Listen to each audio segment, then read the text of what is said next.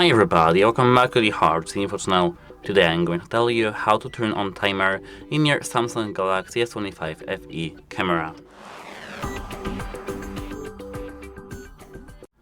At first, open your camera application, and now either here or here, tap this two to four squares icon.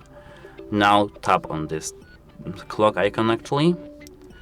And here, now as you can see, we have time 2, 5 or 10. This is the timer.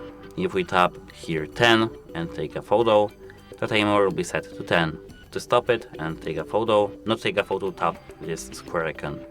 Apart from that, here we have 5 seconds, 2 seconds or none.